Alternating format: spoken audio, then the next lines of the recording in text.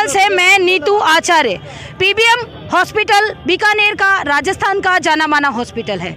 ये सारे doctor hospital के आरटीएच का जो मुद्दा है उसको लेकर के कैंडल मार्च कर रहे हैं। आखिर क्यों कैंडल मार्च हो रहा है, इसका दर्द कहां तक जा रहा है, ये सारी चीज़ें जान रहे हैं हम। नमस्कार सर, हम आपका नाम जानना चाहेंगे और इस मुद्दे पे थोड़ा सा प्रकाश डालना चाहते हैं। डॉक्टर अनिल कुमार दूसा, जी सर। एक प्राइवेट नर्सिंग होम रन करता हूँ व्यास कॉलोनी में। मैडम, इसके अंदर जो बहुत सारी खामियां जो लोगों ने बताई हैं कि हर एक इमरजेंसी हर एक डील करेगा, वो अपनी कैपेसिटी से डील करेगा, प्लस उसमें पेमेंट्स मॉड्यूल भी सेट नहीं है और पेशेंट की इमरजेंसी भी सेट नहीं है। कोई डॉक्टर किसी को मना नहीं करता कि पेशेंट के, तो उसके लिए सबसे पहले इनको सब चीज़ डेफिनेशन ऑफ इमरजेंसी प्लस जो उसके खर्चे पानी है उसका भी सारा सेटलमेंट इनको करना चाहिए पहले, फिर कोई डॉक्टर किसी को मना नहीं करेगा। जी, इनका कहना है डॉक्टर साहब का, आप हमें पहले पेमेंट कर दीजिए और हम इलाज तो निश्चित तौर पे करेंगे, आप पेमेंट करें या ना करें। क्योंकि जब हमने डॉक्टर की डिग्री ली थी तब हमने ये शपथ भी ली थी, हमारे लिए पहले पेशेंट होंगे, उसके बाद में घर होगा, परिवार होगा, या हमारा जो घर चलता है वो सब साधन होंगे। लेकिन आप थोड़ा सा अगर बिल में हमारा पेमेंट पहले कर दे तो इसमें हमें शायद ज़्यादा गुंजाइश नज़र आएगी। कुछ एक बातें हम आपसे सर करना चाहेंगे, नाम जानना चाहेंगे। नाम आनंद व्यास है जी।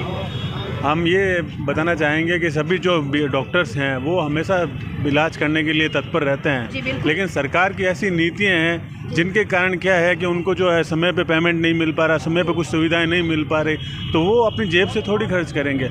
और फिर उसके बाद में आज जो है उनके पास वर्कलोड जो है 4 गुना हो गया है, लेकिन उनका पेमेंट जो है ड्यू पे ड्यू होता जा रहा है और उसकी कोई सुनवाई नहीं हो रही है। तो डॉक्टर्स को मजबूरन ये कदम उठाना पड़ा है और हम उनको पूरा समर्थन करते हैं। हम मेडिकल रिप्रेजेंटेटिव हैं और अगर ये बात कर रहे हैं पेमेंट की, तो पेमेंट की बात के इन सर डॉक्टर साहब सर के हिसाब से मैंने एक चीज़ निकाली है अपने दिमाग से, ये कहीं ना कहीं इंश्योरेंस जो बंदा करवाता है, 2 व्हीलर 4 व्हीलर वो लेता है, उसकी EMI होती है। अगर वो 1 नहीं भरता, 2 नहीं भरता, 3 नहीं भरता, तो उसके ऊपर लोड आ जाता है। या तो वो उसका व्हीकल लेकर के चला जाता है या उसके घर पे वो इस तरीके के लेटर आने शुरू हो जाते हैं। तो कहीं ना कहीं सरकार जो है वो EMI जो है डॉक्टर पे लागू कर रही है, मैं जहाँ तक समझ पाई हूँ। आप कुछ बताना चाहेंगे?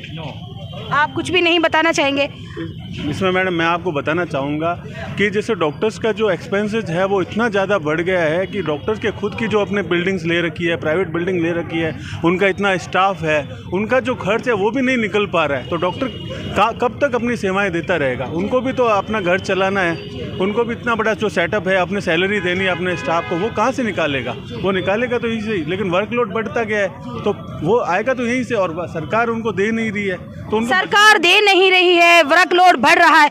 आप पीछे उठता हुआ धुआं देख रहे हैं, ये धुआं आपको नजर आ रहा है, लेकिन यकीन मानिए ये धुआं कैंडल मार्च का नहीं है, ये डॉक्टर के मन का धुआं है, ये डॉक्टर की आत्मा का धुआं है जो धधक रहा है, अपनी आवाज़ को सरकार तक लेकर के जा रहा है। कुछ एक और सामाजिक कार्यकर्ता डॉक्टर साहब हैं, उनसे हम बात करेंगे।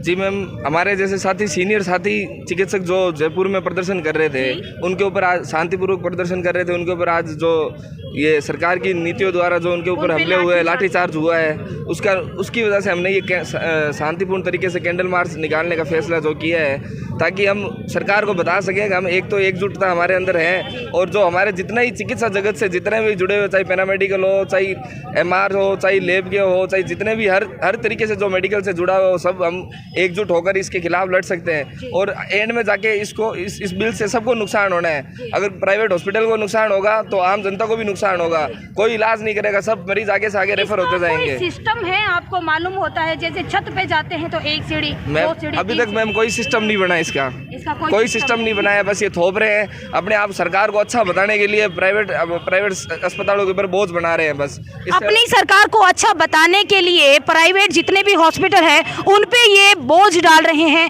सिस्टम इनका बिल्कुल भी नहीं है, बिल में क्या होना चाहिए क्या नहीं होना चाहिए, कुछ एक लोगों का ये कहना था कि सरकार को शायद मालूम ही नहीं है। तो आखिर सरकार ने क्या सोच करके RTH लागू किया तो किया, आनन फानन में क्यों किया? चलो किया, लेकिन उस दौरान डॉक्टर जब अपनी बात लेकर के निकले तो उन पे लाठी चार्ज किया, मेल डॉक्टर पर भी किया, फीमेल डॉक्टर पर भी किया। जहां एक तरफ आप नारी शक्ति, नारी सशक्तिकरण का मुद्दा उठाते हैं, एक तरफ बेटी बचाओ बेटी पढ़ाओ अभियान बचाते हैं, और यही हाल ही में जब 8 मार्च को इंटरनेशनल वुमेंस डे आपने मनाया, तो उस वुमेंस डे पे क्या महिलाओं के साथ ऐसा करना सही है? इन्हीं सभी बातों को लेकर के ये डॉक्टर निकल चले थे कैंडल मार्च की तरफ। मैं नीतू आचार्य, मरु समीक्षा न्यूज़ चैनल। जय हिंद।